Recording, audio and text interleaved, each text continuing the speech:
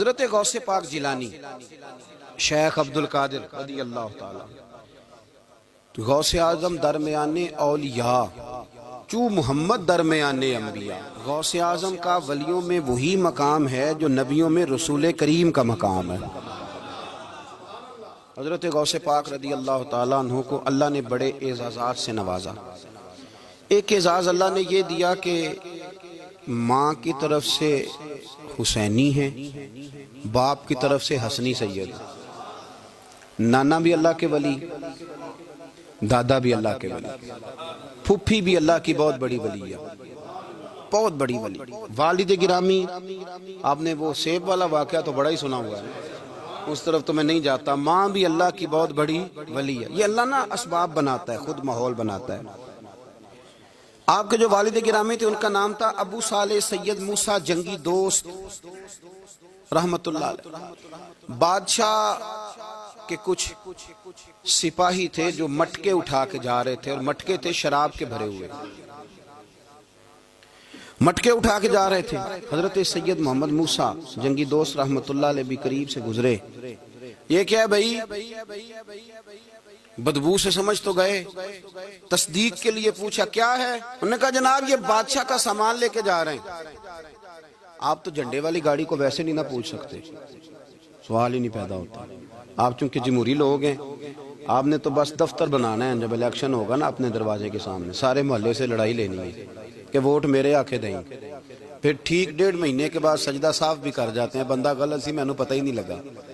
تو یہ پہلے سوچنا تو تھوڑا سا صحیح. بلا وجہ الیکشن تو روز کبھی کبھی آئے گا، تو ہم نے ایک جگہ تو روز رہنا، ایک دوسروں سے جھگڑے کرنا اور معاذ اللہ تعالیٰ غیبتیں کرنا، عزتیں اچھالنا، یہ مسلمان کا شیوا نہیں ہے.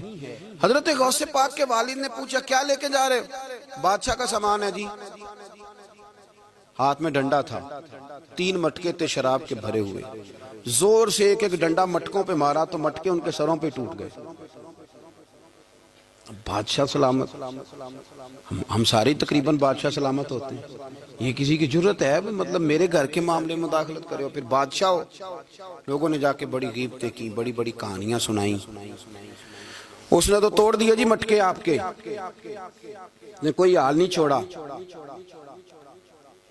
تو بادشاہ کہنے لگا بلاؤ سید موسیٰ پاک جنگی دوست رحمت اللہ علیہ کو بلا لیا. تو کہنے لگے بادشاہ تمہیں پتا تھا مٹکے کس کے ہیں؟ آپ فرمانے لگے پتا تھا مجھے. کہا کیوں توڑے؟ فرمایا اس لیے توڑے کہ مجھے تیرے اوپر رحم آ گیا تھا، تو اگر شراب پیے گا تو دوزخ میں جلے گا. مجھے رحم آیا تھا، میں نے توڑ ڈالے. تو کہنے لگا آپ کون ہیں؟ تو آپ فرمانے لگے میں محتسب ہوں، میری حساب کتاب لینے کی ڈیوٹی ہے. محتسب ہوں، غلط آدمی کا حساب کروں گا. تو بادشاہ کہنے لگا کس نے ڈیوٹی لگائی آپ کی؟ فرمانے لگے میری ڈیوٹی میرے رب کریم نے لگائی ہے، میری ڈیوٹی اللہ نے لگائی. تأمرون بالمعروف وتنہون عن المنکر، مسلمان کے ذمے ہے اچھائی کا حکم دے گا، برائی سے روکے. یہ ذمہ داری ہے میری، اللہ نے ڈیوٹی لگائی ہے. بادشاہ پہ اتنا روب طاری ہوا کہ کہنے لگا حضور آپ کی بڑی مہربانی، آپ نے یہ کام کیا. کہنے لگا جناب اگر آپ اجازت دیں تو میں بھی آپ کو محتسب نہ بنا دوں، آپ میرے وزیر بن جائیں. کوئی بندہ اس طرح کا کام کرے تو اسے روکیں. تو آپ فرمانے لگے نہیں، تو اپنی نوکری سنبھال کے رکھ، جسے اللہ ڈیوٹی پہ لگائے اسے پھر بندوں کی ڈیوٹیاں نہیں کرنی چاہیے. یہ اعزاز اللہ نے انہیں دیا، یہ شان رب کریم نے عطا فرمائی. ان کے صاحبزادے تھے حضرت غوث پاک جیلانی رضی اللہ تعالی عنہ. اللہ تعالیٰ نے جب کسی شخص سے کام لینا ہوتا ہے تو اللہ اس کے لیے اسباب بھی خود ہی پیدا کر دیتا ہے. علامہ اقبال اپنے استاد کی بڑی قدر کرتے تھے، شمس العلماء کی. تو ایک دن حضرت شمس العلماء سے کہنے لگے استاد جی آپ کی مہربانی سے پڑھ گیا ہوں. تو فرمانے لگے پتر تیری کلاس میں تو 250 لڑکا تھا، میری مہربانی تو سب پہ تھی، پر سارے تو اقبال نہیں نہ بنے. فرمانے لگے تیرے اندر بھی کوئی خوبی تھی، اس کی وجہ سے اللہ نے تجھے یہ اعزاز، کوئی چیز تیرے اندر بھی. اللہ تعالیٰ جب کسی بندے کو نوازتا ہے نا تو بندہ بھی محنت کرتا ہے، لیکن اس کی محنت سے زیادہ اللہ کے فضل کا دخل ہوتا ہے. تو بندے کئی دفعہ کہنے لگ جاتے ہیں بڑی مشقت کی، بڑی محنت کی، کچھ بھی نہیں ہوتا. زیادہ اللہ کے فضل کا انحصار ہوتا ہے، رب جیسے چاہتا ہے ویسے فیصلے دیتا ہے. آپ فرماتے ہیں کہ میں چھوٹا سا تھا، والد انتقال کر گئے، والدہ تھی میری اور ہم 2 بھائی تھے. فرماتے ہیں بچے کھیلنے کے لیے نکلے تو میں بھی ان کے پیچھے کھیلنے نکل گیا. ایک بیل بچوں کے قابو آ گیا، تو بچوں کے قابو کو چیز آ جائے تو پھر وہ اس کا جو حال ہوتا ہے وہ تو ہمیں پتہ ہی، ہم سارے بچے رہ چکے ہیں۔ تو کہتے ہیں وہ بیل قابو آ گیا، کوئی اس کے کان چھیڑتا، کوئی اس کی دم چھیڑتا، کوئی اس کے سینگ چھیڑتا، کوئی کسی جگہ سے اسے تنگ کرتا، مختلف بچے اس کو نا دم سے پکڑ کے ہلاتے، بیل بھاگتا۔ حضور غوث پاک فرماتے میں بھی آگے بڑھا، اور میں نے جب اس کی دم پکڑ کے ہلائی تو بیل نے میری طرف منہ کیا اور کہنے لگا عبد القادر تو نہ ایسے کر، بول کے کہنے لگا تو نہ ایسے کر، تجھے رب نے ان کاموں کے لیے پیدا نہیں فرمایا۔ آپ فرماتے مجھے اتنا خوف طاری ہوا، بیل کو بولتے دیکھا تھا پہلی دفعہ، بیل کو۔ اب میرے سنی کو بھی دلیلوں کی ضرورت ہوتی ہے نا، دلیل نہ دیں، کسی بزرگ کی بات سنائیں تو سنی بھی تھوڑا تھوڑا دائیں بائیں دیکھتا ہے۔ یہ شور ایسا ہوا ہے نا، پراپوگنڈا ایسا ہے۔ میں حدیث پاک سنا دیتا ہوں۔ رسول کریم صلی اللہ تعالی علیہ وآلہ وسلم فرماتے ہیں ایک شخص نے بیل پہ سواری کر لی تھی۔ بیل سواری کے لیے نہیں پیدا کیا گیا، سواری کے لیے اونٹ ہیں، خچر ہیں، گھوڑے ہیں، گدھے ہیں، بیل کھیتی باڑی کے لیے۔ اس شخص نے جب بیل پہ سواری کی تو بیل پیچھے مڑ کے دیکھنے لگا اور کہنے لگا یار تو بڑا بیوقوف ہے، بول کے کہنے لگا مجھے اللہ نے سواری کے لیے نہیں پیدا کیا، میرے سے وہ کام لے جس لیے میں پیدا کیا گیا ہوں۔ تو بندہ ڈر گیا، کہنے لگا بڑی حیرانگی والی بات نہیں کہ بیل بولتا ہے، تو بیل پھر بول پڑا۔ کہنے لگا اس سے بھی زیادہ حیرانگی والی بات ہے۔ اس نے کہا وہ کیا؟ کہنے لگے مدینے میں نبی پاک آ گئے ہیں اور تو نے ابھی تک کلمہ ہی نہیں پڑھا، یہ اس سے بھی زیادہ حیرانگی والی بات ہے۔ جامع المعجزات میں حدیث موجود ہے، حضور آ گئے اور تو نے کلمہ ہی نہیں پڑھا۔ وہ شخص کہتا ہے میں سر پٹ دورا، جب آ کے سامنے کھڑا ہوا تو حضور مسکرائے، فرمایا آجا پڑھ لے کلمہ، مجھے پتا ہے تجھے کس نے بھیجا ہے۔ اللہ والوں کی باتیں مان لیا کریں، میں بڑی ذمہ داری سے کہتا ہوں رب کریم کے کوئی بندوں کی بات کتاب و سنت کے خلاف نہیں ہوتی، وہی تو کتاب و سنت آگے پہنچانے والے ہوتے۔ تو حضور غوث پاک فرماتے ہیں میں وہ ڈر کے گھر آیا، جب گھر پہنچا تو میرے کانوں میں آواز آ رہی تھی لبیک اللہم لبیک لبیک لا شریک لک لبیک۔ فرماتے میں چھت پہ چڑھا اور میں نے جیلان میں اپنی چھت پہ کھڑے ہو کے دیکھا تو حج کے دن تھے، میری سیدھی نظر میدان عرفات پہ گئی، لوگ میدان عرفات میں بیٹھ کے لبیک لبیک پڑھ رہے تھے۔ پہلے میں وہاں سے ڈر کے آیا، پھر چھت سے ڈر کے نیچے اترا، ماں کو ساری بات بتائی تو کہتی میری ماں کہنے لگی بیٹے جب تو پیدا ہونے والا تھا تو مجھے بڑی بشارتیں ملتی۔ فرماتے ہیں ماں نے نا کھولا بکسا صندوق تو 80 دینار نکالے، فرمایا پتر تم 2 بھائی ہو اور تمہارا باپ کل جاگیر 80 دینار چھوڑ گیا، 80 40 تمہارے 40 تمہارے بھائی کے۔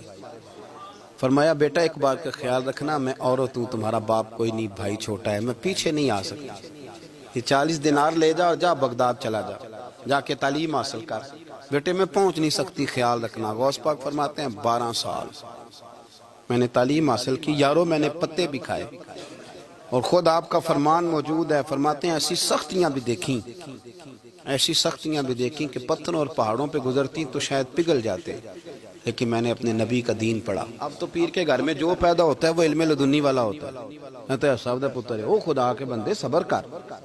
اگر غوث پاک حسنی حسینی سید ہو کے باقاعدہ پھٹی پہ بیٹھ کے پڑھتے ہیں، تو کس پیر کا مرید ہو گیا جسے علم ہی کوئی نہیں، جو جاہل آدمی ہے؟ یہ ضروری ہے، علوم دینیاں ضروری ہیں، اس کے بغیر کام نہیں چلتا۔ اور غوث پاک رضی اللہ تعالیٰ عنہ کی آپ پوری زندگی پڑھ کے دیکھ لیں، غوث پاک تمام اولیاء کے امام ہیں، ساری زندگی۔ غوث اعظم سے کسی نے پوچھا آپ نے سب سے زیادہ دین کا کام کس طرح کیا، تو فرماتے ہیں تقریر کے ذریعے۔ اب تقریر کرنے والا مولوی ہوتا ہے اور تویز دینے والا، سبحان اللہ۔ غوث پاک رضی اللہ تعالیٰ عنہ فرماتے ہیں میں نے دین کا سارا کام کس ذریعے سے کیا ہے، ہفتے میں 3 جلسے کرتے تھے اور 70 ہزار کا مجمع ہوتا تھا اور بغیر لاؤڈ سپیکر کے تقریریں ہوتی، اور فرماتے ہیں جیسی سمجھ پہلے بندے کو آتی تھی ویسی آخری والے کو آتی تھی۔ لوگوں نے کہا حضور یہ کرم کیسے ہوا؟ فرمانے لگے میں نے جب تعلیم حاصل کر لی تو بولنا آتا ہی نہیں تھا، تو میں بڑا پریشان، ایک دن سو گیا تو خواب میں رسول کریم کا دیدار نصیب ہوا۔ فرمایا تیری تو واز کیا کر، تیرے واز سے لوگوں کو فائدہ ہوگا۔ یا رسول اللہ میں اجمی بندہ ہوں، لوگوں کے سامنے کیسے بات کروں گا؟ تو حضور نے فرمایا منہ کھولنا ذرا۔ کہتے میں نے منہ کھولا تو محبوب نے 7 دفعہ لعاب دہن ڈالا میرے منہ میں۔ آپ فرماتے ہیں پھر بولتا میں تھا، اثر کوئی اور پیدا کر دیتا۔ حضور غوث پاک رضی اللہ تعالیٰ عنہ نے 40 سال دین کا کام کیا۔ صبح کے وقت فقہ کا درس دیتے تھے فجر کے بعد، کچھ دیر کر ناشتہ کرتے سو جاتے، پھر آ کے مدرسے میں پڑھاتے باقاعدہ بچوں کو۔ غوث پاک رضی اللہ تعالیٰ عنہ کی سیرت پر آپ ساری کتابیں پڑھ لیں، ساری کتابیں لو، میں نے بھی بڑا ہی دعویٰ کر دیا، یعنی ساری کتابیں جتنی اب تک چھپی ہوئی ساری پڑھ لو، کہیں نہیں ملے گا کہ ہم غوث پاک کے آستانے پہ گئے۔ غوث پاک کسی بندے نے یہ نہیں کہا ہم غوث پاک کے آستانے پہ گئے، غوث پاک کے دربار پہ گئے، سب نے یہی لکھا ہے کہ ہم حضور غوث پاک کے مدرسے میں گئے۔ ہمارے نا مدرسوں میں سبق تقسیم ہوتے ہیں، سال جب شروع ہوتا ہے نا تو سبق تقسیم ہوتے ہیں، ہمارے مدرسے میں بھی تقسیم کرتے ہیں ہمارے مولانا۔ آپ حدیث پاک پڑھائیں گے، فلانا استاد منطق پڑھائے گا، فلانا فلسفہ پڑھائے گا، فلانا یہ سبق تقسیم ہوتا ہے، فلانا قرآن، فلانا حدیث، فلاں فقہ۔ تو غوث اعظم کے مدرسے کے جو ناظم تعلیمات تھے وہ کہنے لگے حضور سبق بانٹنا ہے تو آپ کو کون کون سا سبق دے دیں، کون کون سا پیریڈ پڑھائیں گے؟ تو آپ فرمانے لگے نہیں پیریڈ رہنے دو۔ حضور پھر فرمایا اس طرح کرو، لائق لائق بچے تم رکھ لو اور نالائق سارے مجھے دے دو، میں جانوں اور نالائق جانے، نالائق سارے میرے۔ غوث پاک رضی اللہ تعالیٰ نالائق سارے رکھ لیے، کند ذہن، اور حضور غوث پاک ان کو اسباق پڑھایا کرتے، ان پر محنت کرتے۔ فجر کے بعد فقہ کا درس، 10 بجے مدرسے کی کلاس، زور کے بعد حدیث پاک کا درس، مغرب کے بعد تفسیر بیان کرتے۔ بانج علموں جو کرے فقیری وہ کافر مرے دیوانہ، اور عشاء کی نماز کے بعد ہفتے میں 3 جلسوں سے خطاب۔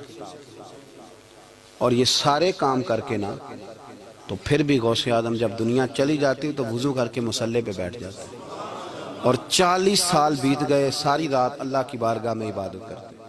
40 سال حضور غوث پاک کو اللہ نے بڑا اعزاز دیا، کتابیں لکھی، ڈیوٹی کی، محنت کی، کوشش کی پوری دنیا میں۔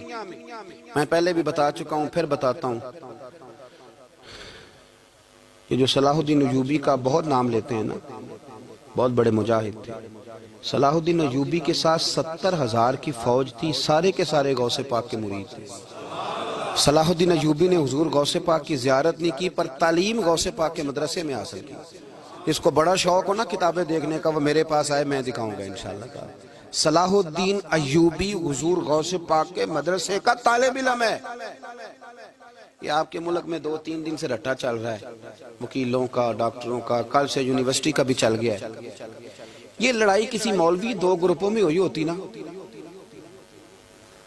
چلو نام بولو، میں نے پتہ ہے اگلی گل دا بھی، کسی مولویوں کے 2 مدرسوں میں ہوتی نا تو جو طوفان اٹھنا تھا نا ہر چوک میں، مولوی لڑاندے بڑا نہیں یہ بڑی۔ میں نے دعوت دی تھی پرسوں، میں نے کہا جب وکیل مکمل تعلیم کر لینا اسے 2 سال مدرسے میں لاؤ، ہم اسے سکھائیں گے اٹھنا کیسے ہے، بیٹھنا کیسے ہے، ان کو لاؤ۔ اس لیے کہ ہم اپنی بات نہیں بتائیں گے، ہم بتائیں گے محمد عربی کی باتیں صلی اللہ علیہ۔ مہربانی کرو، مجھے کوئی شکوہ نہیں ان سے، کوئی کسی قسم کا نہیں، اس لیے کہ ہمارے ملک میں نا احتجاج کا کلچر پرموٹ کیا گیا ہے، ہم نے یہ ماحول بنا کے دیا ہے سڑک بلاک کرنے کا۔ یہ ہمارے قریب ایک گاؤں ہے تو روز ڈکیتیاں ہوتی تھی، بچہ بھی قتل، پولیس والے سنتے ہی نہیں تھے، ان بیچاروں نے روڈ بلاک کیا تو سب صحیح ہو گیا، اسی وقت سارا کچھ ہو گیا، اب پہرے داری بھی لگتی ہے، اب جناب چوکیاں بھی قائم ہو گئی، سب کچھ ہو رہا ہے۔ مزاج بنا دیا ہم نے، یہ عدم برداشت ہے، یہ کلچر خطرناک ہے، یہ کلچر تباہ کرے۔ وکیل کوئی غیر نہیں، ہمارے اپنے بھائی ہیں، کون ہیں وہ؟ ڈاکٹر کون ہے ہمارے اپنے؟ یہ جو بچے یونیورسٹی میں لڑے کون ہیں ہمارے اپنے؟